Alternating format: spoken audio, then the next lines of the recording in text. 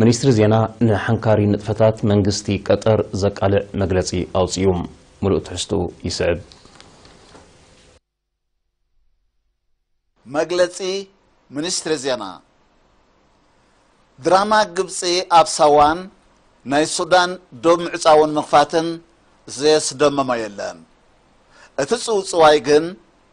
ኣብኡ ዝውዳእ ኣይኮነን ዝኽርታት ምምሓው ቅዲ ወይ ፋሽን ኮይኑሉ ኣብ ዘሎ መዋእል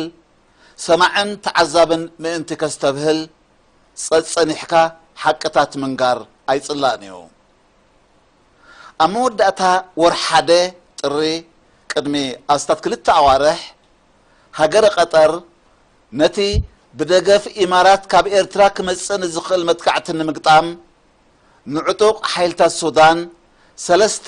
ሚግዝ ዓይነት ነፈርቲ ህያብ ሂባ ኣብ ከሰላ ኣሰሊፋተን ኣብረርተን ከዓ ክልተ መኮንናት ቀጠርን ሓደ ኢትዮጵያውን እዮም ነቶም ኣብረርትን ተልእኾታቶምን ዘመሓድር ከዓ ክፍሊ ድሕነትን ስለያን ኣምን ወሙኸበራት ሱዳን እዩ ኣብ መጀመርያ ወርሒ ለካቲት ወርሒ ክልተ ቅድሚ ኣስታት 6 ሳምንቲ ሰዓብቲ ናይቲ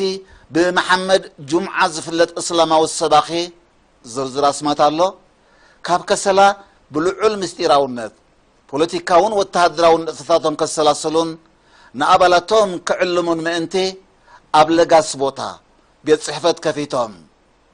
ምወላ ኣባላቶምን ንጥፈታቶምን ካብ ኤምባሲ ቀጠር ኣብ ካርቱም እዩ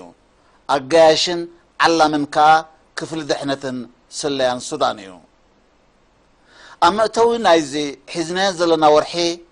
ኣብ ዝሓለፈ 3 ሳምንት ቢሉ ማለት እዩ ኣምባሳደር ቀጠር ኣብ ካርቱም ራሽድ ብን ዓብዱራሕማን አልኑዕየሚ ዝመርሖ ጉጅለ ወተሃደራዊ መኮንናት ቀጠር ኣብ ዶብ ከሰላ ዘሎ ጸጥታዊ ኩነታትን ነቲ ኣብ ዝቐረበ እዋን ዝቆመ ሃገረ ቀጠር እትምውሎን ክፍሊ ድሕነትን ስለያን ሱዳን ዝከታተሎን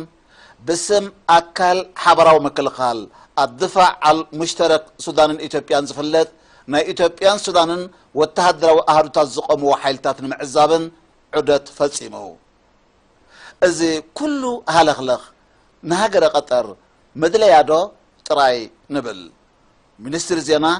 أسران كلتن مقابيت كلتشحن 10 شمنتن أسمرا